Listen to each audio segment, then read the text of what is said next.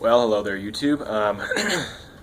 I just posted a Facebook post explaining a sale that was going on from pipesandcigars.com, and I realized after one of my buddies commented, he asked, "Hey, I take it did you like the Falcon Pipe?" And I started typing a response, just kind of explaining all the intricate details of why I like my Falcon Pipe, and I realized I haven't really done any reviews on my Falcon Pipe. So I'm sure a few of you know this little box that I made. It's just a metal box that I made for my Falcon. Hold on. Come on, bud. Baxter, come on. Come on. Baxter. Hey. Good boy. Sorry, my dog was walking down the street. Hi, bud. Hi there. So what I was saying, I made this box out of a socket set, and I don't know, it's a 1960s JCPenney socket set. Didn't really have any need for it. I already had a couple socket sets, and this one was missing a whole bunch of pieces. So I lined the inside with felt and made a little box specifically for my Falcon Pipe. The only reason I did that was because with a Falcon you have the option of doing different bowls. As you can see here, I have a rusticated. This is actually an Algiers style. It's actually pretty well caked. I like it. This is what I typically smoke my Latakia blends in, and then this is the Hunter style. Excuse me, Hunter style. Once again, Algiers shape. As you can see, it is really nice wood grain. I'm not really sure even what you call some of this. Maybe bird's eye. All you pipe enthusiasts out there that don't know your specifics. And then I have this meerschaum bowl. And this meerschaum bowl, I don't know if you can see that, has some designs on it. Yeah, it's getting washed out by the sun. There you go. So it's got some cool little designs on it that go all the way around it. And then it doesn't have any threads. It actually has cork. So anyway, so that's that. Those are my three bowls. The reason I like a Falcon Pipe is because I like efficiency in most things, and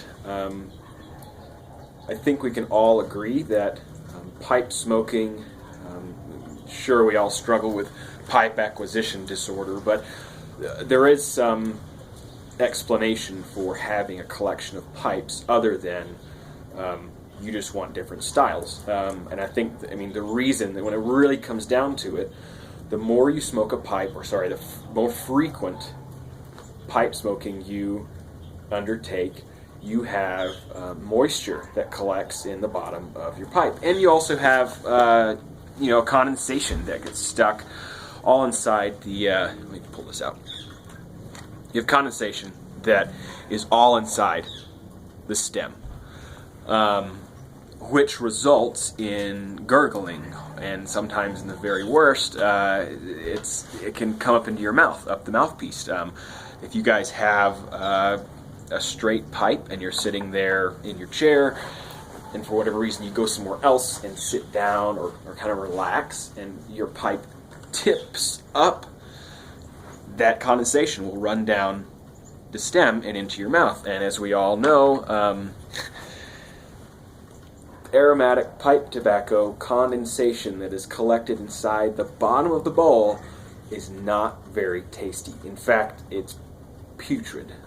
It's sour, it tastes bad, and sometimes it can even ruin a really great, relaxing bowl of tobacco. You could have spent 30 to 45 minutes on your back porch enjoying a bowl of tobacco, and in one instant that condensation runs back into your mouth, and it just gives me the willies. It really does. It almost I don't even know what to do when that happens. But I can confidently say I haven't had that happen with my Falcon. And the reason is, I don't know if you can see that whenever I turn it around, but already have one of these pipe cleaners in there. Falcon does make, they make a their own. It's a humidome ring, specifically for the inside of the Falcon pipe, that has a little small tail on it. It's just a wire tail. Sorry if I'm looking like I'm shaking. It's actually a little chilly out here. There's definitely some snow on the ground. But I just wanted to get this video out. So the cool thing about this is that while Falcon pipes, they do make their own little rings, they're not exactly the cheapest, and you have to keep buying them. So I decided, I just show you how I do it. I have regular pipe cleaner, which we all have, and we get the discount versions. I actually went with the little scrapey ones that have little plastic pieces on them, because I typically like to, I just like to have that extra abrasion when it comes to cleaning out a pipe, and reaming out the bowl once you are done. I typically will smoke a meerschaum. I have a pretty awesome meerschaum that my wife got me a while back, a couple years ago, and it's a really nice pipe, and I don't care to have a lot of cake in the bowl, so I typically scrape that out whenever I'm done smoking. So I got my scissors, and now I've just cut that, and we have a little ring of pipe cleaner. Now this ring will act as a condensation. It will catch all that condensation inside what they call this area at the bottom of the pipe. They call it the humidome. And honestly, what it does is, once you get your bowl, it only rotates 45 degrees. Like, it's got a few threads on it. I think they say like 7 threads or something like that. Rotates on perfectly fine, no issues. And once you get it on there, I don't know if you can see this, but the inside of that bowl, I guess I'm going to point at this with, alright, got my Swiss Army knife, here we go. So, yes, this is a marlin spike, also a shackle loosener. So, what you have right here in the center, that's where a lot of that condensation is going to get, it's going to set as it runs down the inside of your bowl.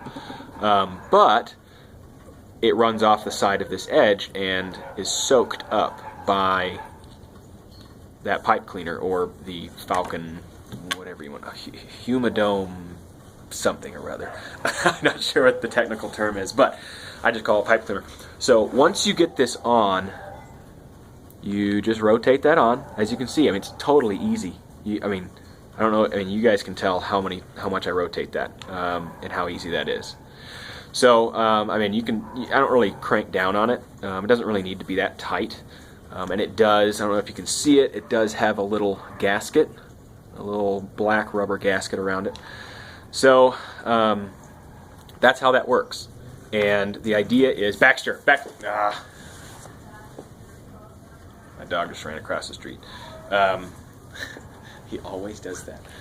So, actually, I'm going to get my dog. I'll be back in a second. Alright, sorry. Just went and grabbed the dog and put him inside. So, what I was saying, so you don't really have that condensation issue down the stem. The other cool thing is, and no pun intended, on the cool side, if you see that that's open. That's literally the channel, the stem, that goes from the bowl to the mouthpiece. And they say that since there's no wood or anything else around it, naturally that would make a cooler smoke. And I've had some hot smokes in that, just due to my own puffing ability. I just sometimes, I don't know, I'm either reading a book and it gets intense, like that video I posted, I think a couple of reviews ago, about that submarine book that I was reading, and there's some times I've been smoking my pipe and they've been shooting torpedoes at ships, and then other battleships come by, or they get dive bombed by some submarine hunter, and you have depth charges going off around them, and I'm like sitting there puffing my pipe, and then I realize about 15 minutes in that I'm like, I've literally burned through all my tobacco, and my tongue is toasted, and that's just due to my own increased puffing ability. So the cool thing is that you can load these, and like there's specifically. Sorry, let me go a different route. As I said before, each one of these pipes, bowls, they have their specific tobacco that I smoke in them, and the reason is, I can attest to this, is having a briar pipe, smoking some aromatics in it. Heck, you could smoke a vanilla aromatic in your briar pipe, and after 20 smokes, it's just normal. You're just smoking whatever. Well, then you go and get a real heavy tobacco blend, like a heavy Latakia, like Esoterica's Penzance, and and you smoke that in your briar pipe, which you've been smoking all of your vanilla aromatics in, and all of a sudden your Esoterica Penzance, which has no topping, no flavoring, it's just a pretty heavy Oriental Latakia, has kind of some sweet notes. And now you may be saying, well, that's not bad, because Latakias are a little bit potent. Well, that is nice, unless you're trying to go for a specific style of tobacco. If you want a Latakia heavy tobacco, and you have a pipe that is ghosted with vanilla aromatic flavoring, obviously that affects the way that your tobacco tastes. So I opted for 3 bowls. I have spots for 5, but I haven't really committed to buying 2 more bowls. They're only $28, which isn't exactly cheap in my book. It's definitely not the same price as a pipe, not that high, but I know that if I smoke a Latakia or Oriental heavy blend in this bowl, I know that I'm not going to get any weird flavors that I would get, like some buttery, nutty, sweet flavors like I get in this one, which is what I smoke my Burley in. The review I did a couple times ago was the Solani aged Burley flake, and I love it. And I specifically just smoke it in this bowl because I don't really want this bowl to have that sweet aroma with it. I want it to be, every time I light up a Latakia or an Oriental strong tobacco, that's the flavoring I'll get, and it won't be masked or changed or anything. And this is strictly a Burley bowl. Now, the Meerschaum is a little bit different because Meerschaum doesn't really ghost, at least not in my experience. The Meerschaum that I have inside, that is, it's a hand-carved Meerschaum from Turkey. That one, I've never had it turn a different flavor. So, yeah. So I can't really say that a Meerschaum pipe would ghost. And here it is. Went ahead and put that on there. There's that bowl. So I actually smoke anything in this. Typically I'll smoke aromatics in this. But anyway, and this is that cork, which I'm a little hesitant. I don't know how that's going to hold up over time, but I guess we'll find out. So anyway, in all that to say, this, I'm probably going to light up a bowl here in a second. Actually, I'll go ahead and, I'll do the Esoterica. Sure, it's a little maintenance. I'll be honest, it is. That's why I have a little case. I can't just toss this in my pocket and be okay with it, unless I've preloaded it, put my bowl cap, my wind cap on top, and just stuck it in my pocket, which I have done on occasion. So you can't really just go about your business and not have to worry about this pipe. There is a little bit of upkeep, but I think the reward of having a Falcon pipe is that every time you light up your Falcon with whatever type of tobacco is specific for the bowl, or maybe you're going to wait a while, you always know that you're not going to have a whole lot of extra flavoring because you've wiped out that residue in the bottom of this. So every time you light this up, it's fairly going to be a fresh smoke. You're not going to get a lot of residue, residual smelling and tasting from previous tobacco. So anyway, I want to light this up. Only got 5 seconds. I'll see you guys later. Hope you liked the review. See ya.